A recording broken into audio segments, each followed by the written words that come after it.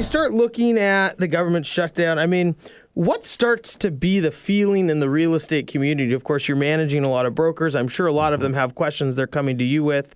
What is the general feel? Well, I would say, nobody knows for certain. But, some brokers are feeling the positive momentum could stall if we do have a shutdown. But we did have a shutdown. Well, if it continues. Yes, but if it goes to complete shutdown. Right, okay, got it. And definitely it's affected more on the financing side. Most of my brokers have said it hasn't slowed them down with their buyers or selling. I mean, if you look at the last 9 months up to this, homes in 21 counties reported by the MLS are 12% up from a year ago. So, but again, like I said, no crystal ball.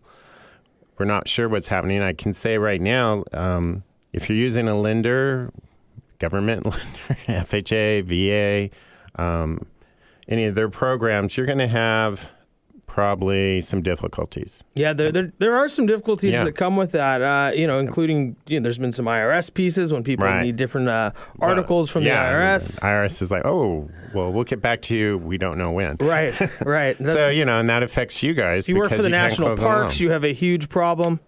Yeah.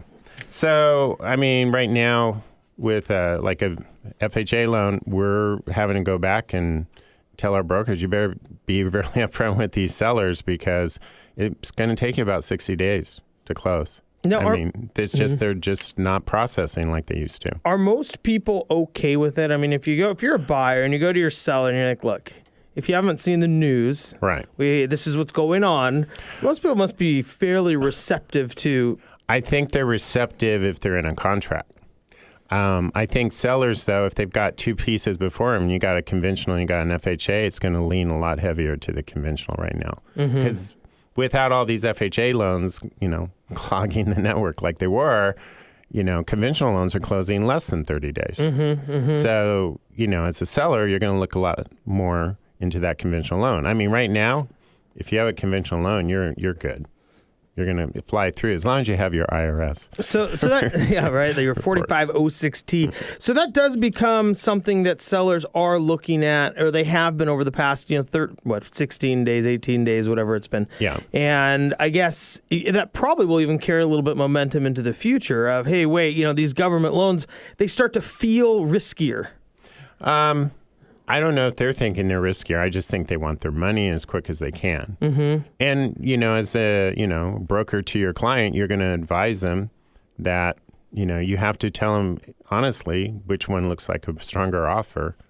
20% down on a conventional is going to beat out FHA. And if they're really close in what else they're offering, where would you go? And hasn't that been pretty standard, though? I mean, it's been standard all along. But I think it's going to affect these first-time home buyers that are using FHA. They're just going to have to, it's going to be a little bit more of a struggle for them until things settle down and people go back to work and we get this all resolved. Yeah, Eric Robison joins me, managing broker with Keller Williams. Eric, so, when you start looking at, and I want to get on to what, first-time home buyers maybe backing out of the market means, but talk a little bit more about, what you've seen as far as pricing over the last, any period of times. Well, the area-wide median price just for last month on closed sales was $278,000, and that's basically 8.7% higher than a year ago, where it was $255,000. So, things have really been positive for us. September came out a lot better than people thought, as August did too. We're going to, who knows what the figures are going to be in October now. Yeah. But I think everybody's really frustrated right now. Well, I saw that Wells Fargo had, 45% less mortgage applications. That's a huge number. Well, I have a seller right now. We were going to go on Friday. He's talking to me now. Should we wait and see what happens today? And, we're going to proceed forward like we're going to list on Friday, but we're waiting and seeing. Because he had a valid point. I don't want to be on the market if in 2 weeks things will be better. And then I've sat 2 weeks while people are in this panic mode of well, maybe I shouldn't buy a house right now because everything could come to a screeching halt. The reality is I don't think everything comes to a screeching halt. There will, we'll get back on our feet, but if they go to complete shutdown, our credit rating and all, that's not going to be good. Do you see that there being more uncertainty from buyers or sellers? You probably see it on both sides.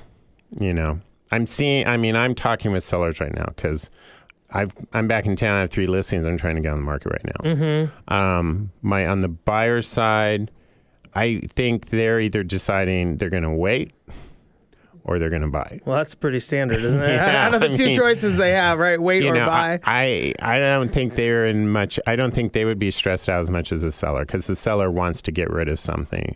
A buyer can choose to buy it or they can choose to wait. They're not, they might be stressed about wanting to get in the market because of interest rates, which I would still say that's the main factor they should be watching. Mm-hmm.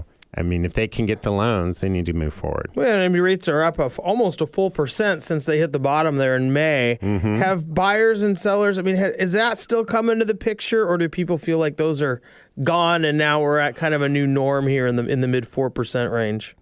I think the buyers just coming into the market are aware of where they're at. It's the buyer who has been in a short sale negotiation, a few months, watching rates going up. They get a little anxious because they're like, hey, tell that bank I need to close now because I need this rate. New construction, if you're doing a pre-sale and, you're 6 months out and they're like, well, why can't I lock in my loan at this rate right now? Sure. Well, it's like, have a conversation with your lender and they'll explain it. Right. Well, and I would imagine that a lot of people who were pre-approved before, now their pre-approved value, the amount that they can get approved for has come down, yet house prices have gone up. Right. That does affect it. Kind of a double whammy, and rents are up. Yeah. I try to explain that to new buyers when they come in and they're talking about, well, should I wait a little longer? And I'm like, well, let's talk about where's your money going to be? Where's the value of your money today versus if it does go up another percentage point?